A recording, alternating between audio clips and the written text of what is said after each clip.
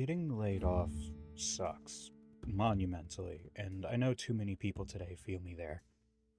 In the great and beautiful year of 2025, myself and other folks in the US are being faced with rampant layoffs, skyrocketing prices, inaccessible healthcare, and a bevy of other issues that are frankly too depressing for me to get into right now. Being impacted by the great flattening in 2024 and losing my middle manager job at a video game QA studio was actually a blessing in disguise. It allowed me to move to another company that has respected me and my efforts much more. However, I've been recently laid off again, but not due to any corporate nonsense like at the first studio. No. Instead, it's much more bittersweet. This company wants to have me back ASAP, but they simply aren't getting the clientele and revenue right now to be able to support me. So, alas, here I am, talking to my computer screen while waiting with bated breath to learn when I'll have an income again. I'm far from the only one in this position, and while the video games industry in particular is a shit show right now, a ton of industries are being impacted. I'm hoping that with this video, I can maybe lift my own spirits a bit, along with those in the same boat as myself. You were part of a layoff, your position was made redundant, you were replaced by AI, or you're just struggling to break into the workforce in general. This one's for you. We'll make it out of this together. Something I've needed to remind myself often is that I'm not defined by the content of my LinkedIn profile or my resume. I spend hours every day getting unsolicited and conflicting advice shoved down my throat by helpfluencers, quote unquote, hell-bent on telling people that they're doing resumes, applications, and interviews wrong in a bid to make a quick buck off of desperate job seekers. The only helpful skill that I've picked up from any of this advice is that it's hardly worth my time, because none of it's aligned.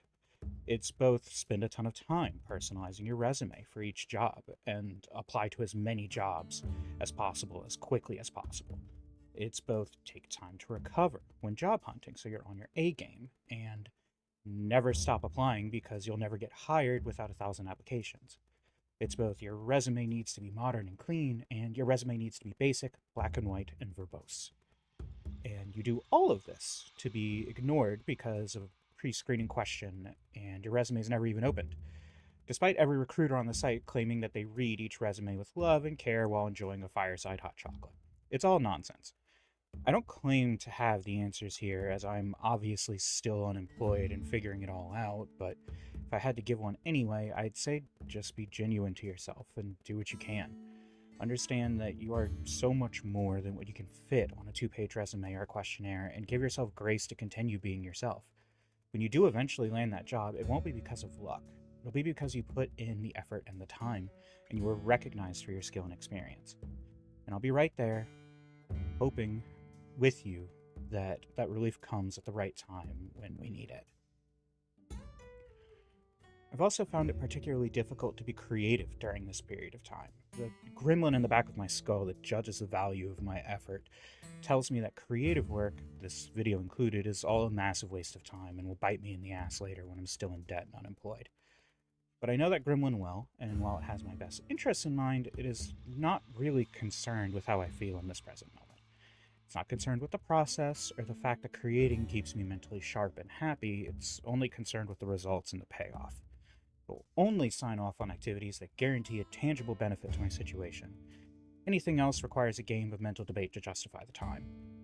There's a trick that I've learned to help win this debate, however. I am the value in this activity, and my skill and body of work are the payoffs.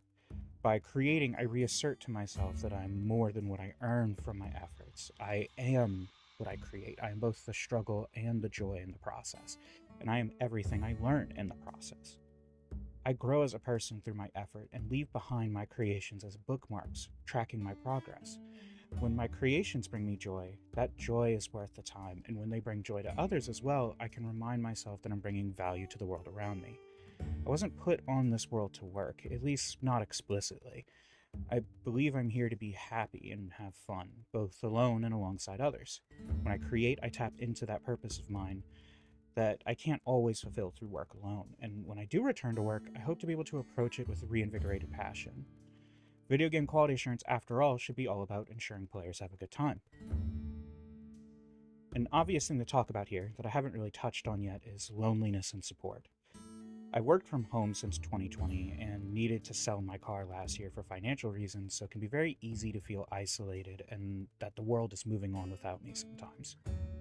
Work has always kept me grounded in reality, and not having it in my life has removed some structure, especially when you consider the fact that I've spent the last 6 or 7 months working for a company in a different country, so my sleep schedule is totally off cadence from the world around me, and I'm not even going into bed until the sun rises. While this has been a struggle, connecting with others has provided a tremendous help in keeping me sane.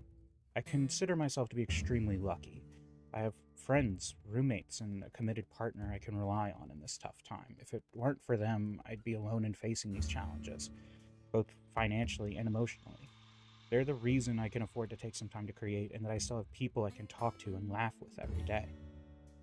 I was admittedly horrified to ask for any help at first. Ever since I started being financially and socially independent, I always shamed myself for ever considering asking for help as an option. There were times that I'd sooner sell any possession in my name before I'd ask for help covering a bill, or I'd sit alone for hours ruminating on an issue before talking it through with a friend. I've been trying to understand lately that loneliness doesn't equate to strength, and solitude and struggle doesn't exactly signify independence. This also means that needing help isn't a sign of weakness. And just because that help makes a tangible difference doesn't suddenly mean I'm permanently dependent on it. All of this boils down to me ultimately not trusting myself and giving myself enough credit. I've always feared that if I allowed myself to rely on others, that I would become complacent in life and give up on finding my own way. However, this fear is unfounded and was instilled into me as I grew up by people who saw that weakness in themselves and therefore assumed that it must be a problem for everyone, myself included. Don't get me wrong, a life where I can simply enjoy myself while others happily carry the weight sounds objectively wonderful, but it is diametrically opposed to how I want to live. For someone who is already hell-bent on proving their own worth to the world around them, this type of fear does nothing positive for me. It's simply toxic, and it holds me back from opportunities to better myself for the future simply because that first step requires me admitting that I can't do it all alone. I intend on leaving this fear behind and meeting offers for help with gratitude and intent to reciprocate, proving this fear wrong by growing myself and lifting up those who have helped me in the process. If you or someone you know is in a similar position, I hope all of this has helped. Everyone deserves to feel seen and understood, and those in this boat are unfortunately easily dismissed by others so often. I want you to know that I know that you aren't lazy, that you're hardworking, and that these struggles, despite being so uniquely painful and misunderstood in this era, don't define you in the ways that they feel like they do. You're so far from alone, and while my comforts may be temporary, I hope that one day you find the relief you truly deserve.